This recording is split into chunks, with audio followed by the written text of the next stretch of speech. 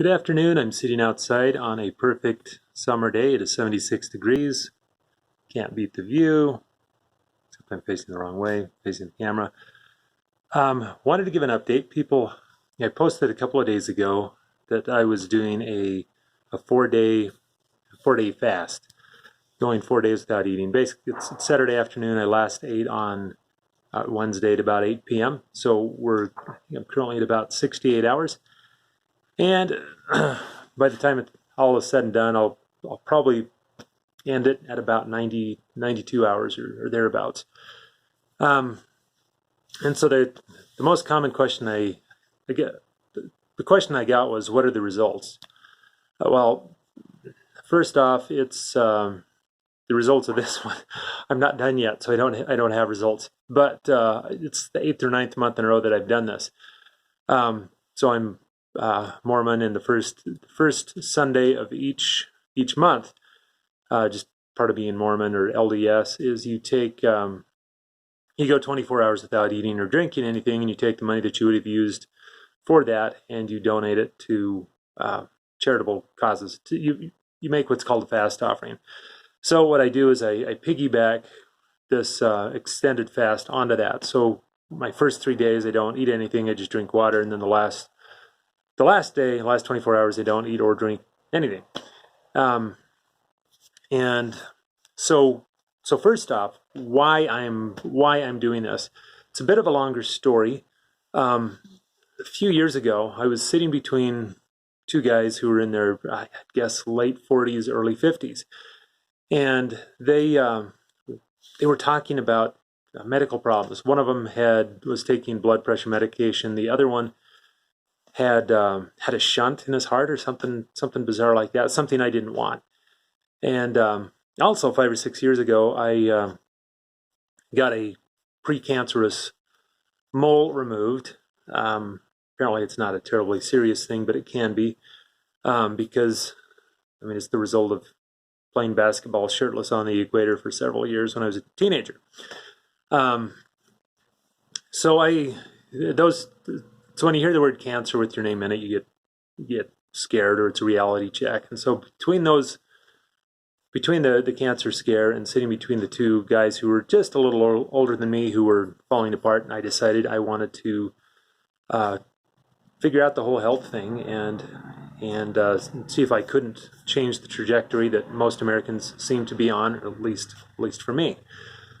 So especially since unless I turned 46 last week, so unless I live to be 92 or more, I'm more than halfway done. And so, I only have a handful, a couple dozen years left of a decent quality of life, and so I was looking for ways to prolong that as well. So I spent the next several years researching via audio book, reading books, reading online, anything I could get my hands on, and I started to notice some different patterns. I can talk about those in a different, some other time. Like what should you be eating, what should you not be eating, what should you be doing, what should you not be doing, and there's a lot of different diets out there, but they all tend to have a handful of things in common. One of the things that they have in common is, okay, I've gone off topic. So I'll be brief. One of them is you want to eat as many plants as you can, get as many different colors as you possibly can. And the second thing is you want to avoid doing anything that spikes your insulin levels, such as eating sugar or generally things that are starchy. Things that fall into that category, for example, are wheat, pasta, legumes, good stuff, fruit, potatoes. And so you want to avoid those because those spike your insulin, and insulin's a chemical that your body produces naturally. It goes out and it stores excess sugar that's floating through your bloodstream. The problem is that it also does collateral damage. There's evidence indicating that I don't know if it's the sugar and starch itself, or if it's the insulin response to it that causes what's called inflammation, which is essentially, think of taking a wire scrub brush to the inside of your blood vessel. It's the same type of idea. If If you've ever wondered why smoking causes heart disease when they don't appear intrinsically related, I hope I used that word right. Smoking causes your body to go into fight or flight mode, and the chemicals that are secreted as part of fight or flight mode do collateral damage to your bloodstream, cause inflammation, etc. Apparently sugar has a similar effect. So about a year and a half ago, I cut out all the starches and sugars, other than, okay, I cheat on birthdays, but and the biggest biggest difference I noticed, and I will get to fasting, bear with me, this all ties in. The biggest change that I noticed was that I didn't get hungry anymore. Who knew? Insulin and the interplay between sugar and insulin are what cause you to get hungry. So if you get rid of the starches, after for most people, it ends up being a rather miserable week while your body goes through sugar and carbohydrate withdrawal. You don't get hungry anymore. I mean, at least speaking for myself and my daughter, who does the same thing. You don't get hungry anymore. So you get up in the morning and you can go till noon, not eat anything, go till night, not eat anything. So the typical day for me, I don't eat anything before 8 p.m. and I just have dinner, and it's a pretty awesome dinner because I got to get all 2,000 something calories in one shot, and it's a voluminous dinner because veggies don't have any calories, and I go through a lot of them. But anyway, I don't get hungry. And one of the other things I was reading about was that was about the benefits of prolonged fasting. I'm about at the 7-minute mark, so I need to add a note in the comments that 7-minute mark is where I actually start to talk about fasting itself. So from an evolutionary standpoint, fasting is kind of it's just part of being human.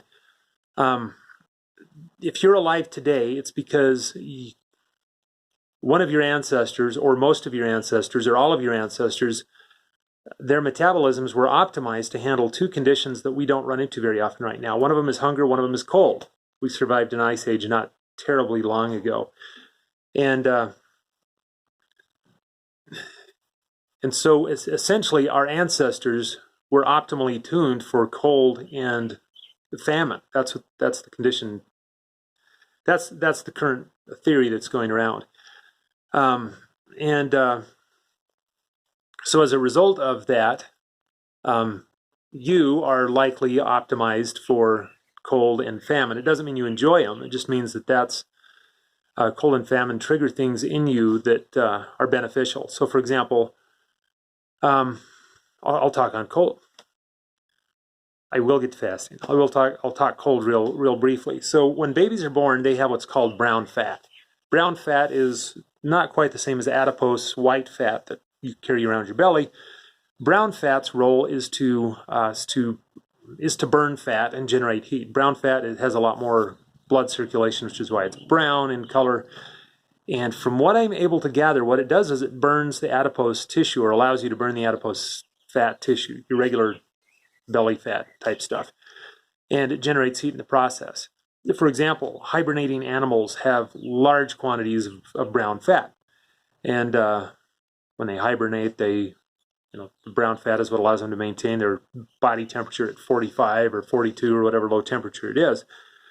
And then when they come out of hibernation, it causes them to, that's how they get their body heat back. Interestingly enough, I was reading that when animals go into hibernation, hibernating animals, when they hibernate, lose about 30% of their brain synapses. Those are the brain connections that your body makes. And there's speculation that the process of coming out of hibernation and having activated brown fat is a chemical process that happens there is related to generating the new synapses. What the heck, it couldn't hurt. So it's... don't know if that applies to humans. They don't know if it applies to humans. There's not many humans willing to hibernate and give up a third of their brain synapses to test if they regrow when they come out of hibernation. Google Hibernal, Saturday Night Live. Pretty good commercial that they did. Okay, so, but humans, as far as they knew until recently, adult humans didn't have brown fat. It was just something that infants had. However, recent studies that they've done involving college students, usually because college students need money and are willing to do dumb stuff, they've found that humans, when exposed to cold, generate brown fat. So it's not that we don't have brown fat; it's just that it's repressed or diminished in quantity, etc. So when you if you expose yourself to cold, and I'll explain what that means in a second. When you expose yourself to cold, your body generates brown fat. And what that does is it causes you to burn white fat, and you can lose fat that way, and perhaps grow brain synapses. Who knows? Okay, so the test that they did is they had these students in a 60-degree room without, they had them sleep in a 60-degree room, and all they had for covers was a sheet. And then the control group was people who slept regular temperature, regular covers, etc. And they had multiple times the brown fat at the end of just a few weeks that the control group did. So that's one way, is you sleep in a slightly cold room, or you go out in a hammock when it's cold outside and sleep there, whatever you want to do. Or you can take cold showers. Cold showers have a similar effect. They can promote brown fat. I've been taking cold showers for the last 2 years. I've been doing cold baths for about the last 8. Yeah, I apologize. I am so weird.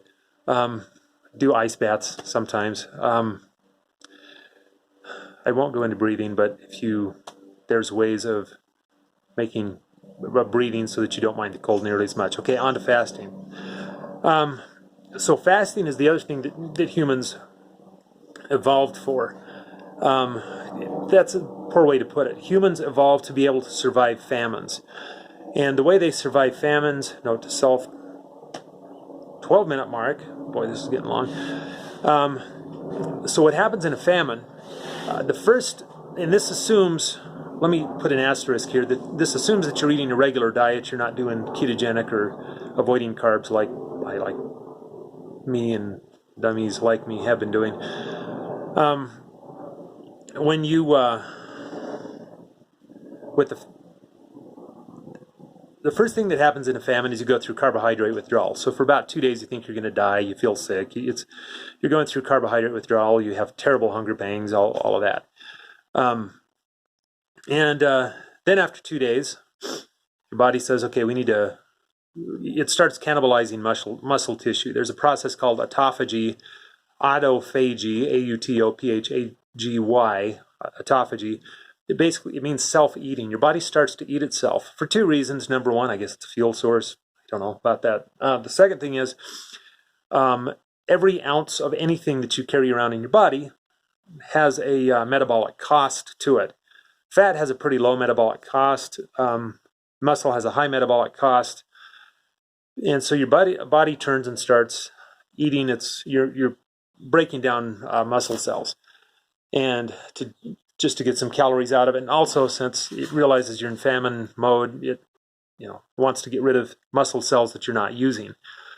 It does that for a few ounces. You only lose a few ounces of muscle tissue, and then it realizes you're serious, that you really are in famine mode, and you start to burn fat.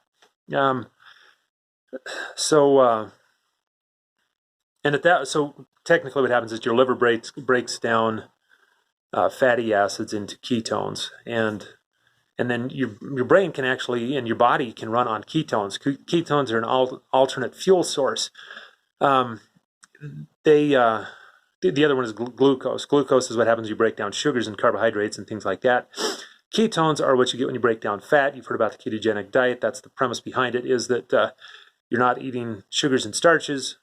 You're eating a very high percentage of fats, and so that's what your body runs off as ketones. Interesting that human cells do just fine on ketones. Cancer cells cannot survive on ketones. If you only have ketones going through your system, it literally starves the cancer cells to death. This is not woo-woo science. This is mainstream, that if you are fasting in conjunction with chemotherapy, chemotherapy is more effective and you have fewer side effects. That's not out there. That's mainstream science. But anyway, so when you fast, starting around day 2, you start breaking down fat into ketones. Then around day 3, your body says, okay, we got to start jettisoning other stuff. Just because if you're in famine mode, you want to get rid of as much body mass as you can. And but it's not, it doesn't do it at random. It's similar to weeding your garden. If you realize I don't know, you're having to water your garden too much and you have a bunch of weeds, you'll go through and you'll weed out the bad stuff.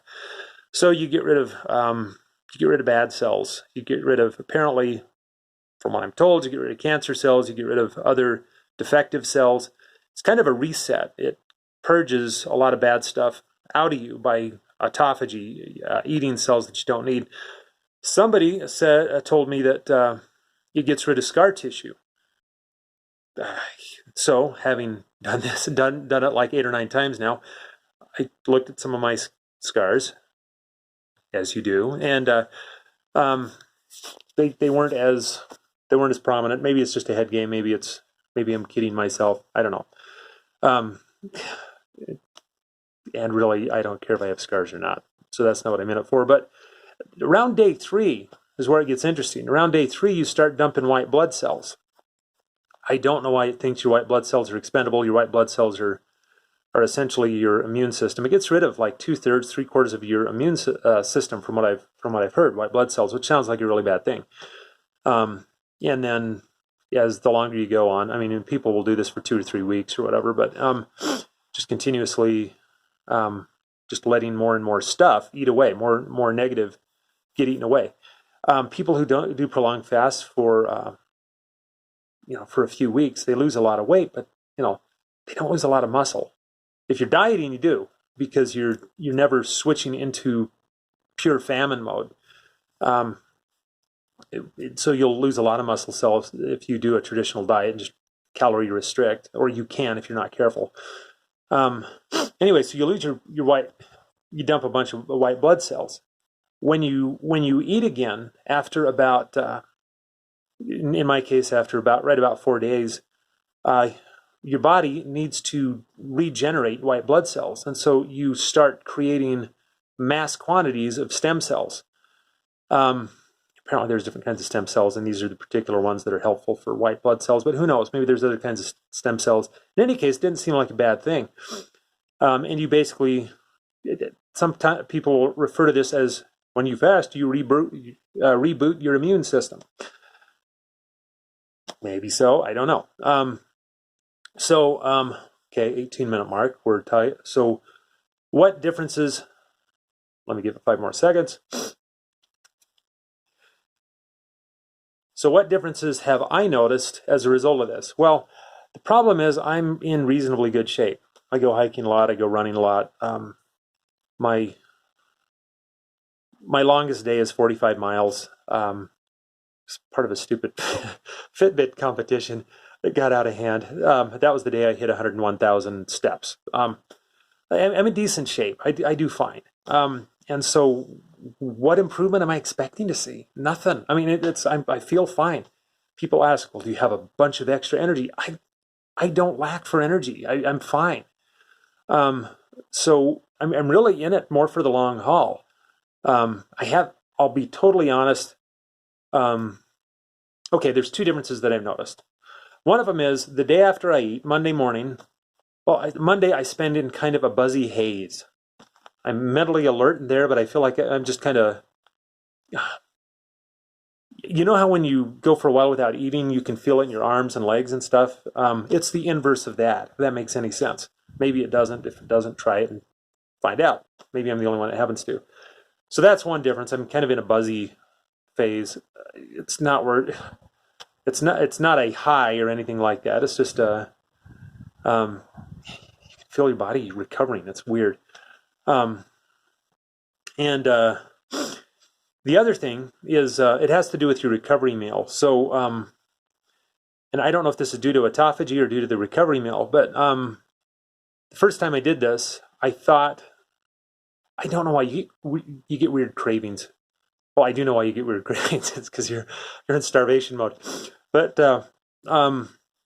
and like when people vape nearby, you just, it smells so good. And because it's that cotton candy smell. And after 4 days of not eating, you also get weird cravings. It's like clearly I've never been pregnant, but I seem to want the same sort of things that pregnant people want, like weird combinations. Like, oh, if I were to bake some cabbage and put sriracha on it, that would be so good. Just weird stuff. And you think about that every so often. But that's not the difference I noticed. But I was craving pho, Pho, Vietnamese food. And so what I did is I went to the Asian market and I bought a beef tendon, and pretty big. I think it's close to a pound. And I slow cooked it, because what that does is it basically breaks it down so it turns all gooey like fat. I'm sorry, I'm not doing a very good job of pitching this, but it's collagen. Fundamentally, it's collagen. Anyway, I ate this pho made out of a beef tendon and some mushrooms and veggies and other stuff that I threw into it, and then went about my business. By the way, when you come out of a fast, you're not ravenous and you don't eat everything. You just resume eating as normal. It's kind of weird. And I use beef. I eat pho as my recovery meal. And anyway, the next morning I looked in the mirror and I looked physically different. I wasn't expecting anything, and I physically looked different. A lot of wrinkles had gone away. I used to have I still kind of do have, if I smile, eye wrinkles here, but they went away, and I didn't know what that was. And then later on that week, I stumbled onto an article that was talking about how collagen makes your wrinkles go away. And I just ate a pound of collagen. I mean, not a little tablet. I mean, you can buy little collagen pills. I ate a pound. I ate a pound of collagen. So I've been doing that once a month as part of this. That's how I end it, is eating a mega dose of collagen. Sometimes I'll throw in a beef bone or something so that it's some sort of a beef broth. Either way, it's beef tendon, it's beef broth. Beef broth is supposed to be really good for you when you're coming out of this. If you are interested in fasting, Google recovery meals. Because I'm getting old. I'm 40. I'm closer to 50 than I am to 40 at this point. I don't want to. I'm fine not looking 70 yet. So that was a long cast. Hopefully not too boring. If you lasted this long, I'm proud of you. Anyway, so I am at again right at about 68 hours. I'm doing fine. I'm tired because I was up late, but that's it. If you have any questions, feel free to let me know, or if there's any of those topics you want me to cover in more detail, let me know that too. And that's all I got. Later.